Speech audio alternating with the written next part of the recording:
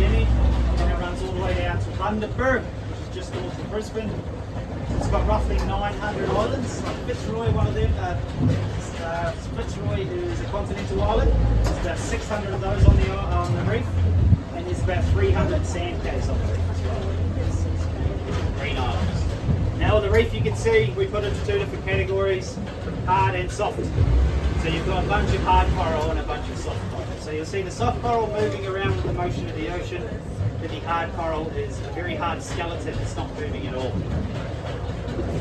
So the ones you'll see the most is probably our bush corals or our finger corals. Finger corals there up the front there, they're a soft coral. Then you've got your boulder corals, which is a hard coral. They grow very slow, only 1 centimetre a year. You've got your plate corals, which are big rounded plates. When the plates get a lot bigger, they're called tabletops. Now, they grow pretty fast compared to other corals, around 15 centimetres a year, which is pretty quick compared to other corals. Then your staghorns are your fastest growing. Your staghorns, they look like deer antlers or stag's horns. They grow around 25 to 30 centimetres a year, so pretty quick. Now that's a lot faster than any other coral, and they are a lot weaker than any other coral, those staghorns. We call it our reef maker coral because they break off and they make hard structures for more corals to grow from. So that hard structure down there, what looks like concrete, is limestone, and limestone's old coral. Now if you notice any white parts down there, it's because we did go through a little bit of a bleach. If you notice anything that's fluorescent or very bright in colour, that's bleached as well. So the water temperature was very high in summer, it was around 32 degrees, and the water quality was very low, so the coral started to bleach because it wasn't good for them. So we lost about 10% of the reef. We thought we were going to lose around 25%, but we were quite lucky. So what happens is the corals, they live with an algae called Susan thalate. This algae usually helps them survive. It gives them 90% of their food, which is from the sun.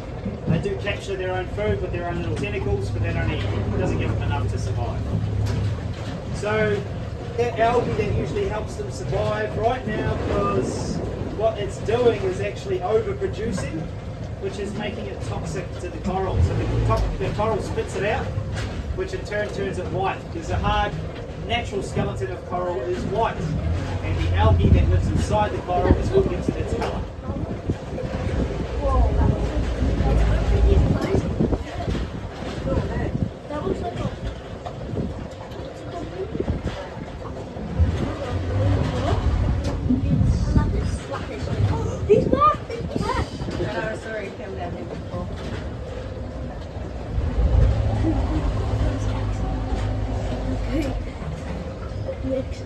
See how all this coral's broken off here? That's all staghorn coral.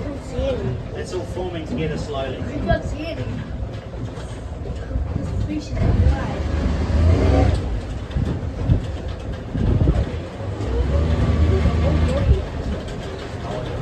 I'll head over to a better part of the reef, and you'll see that even with bleached coral and losing coral, we don't lose much sea life at all.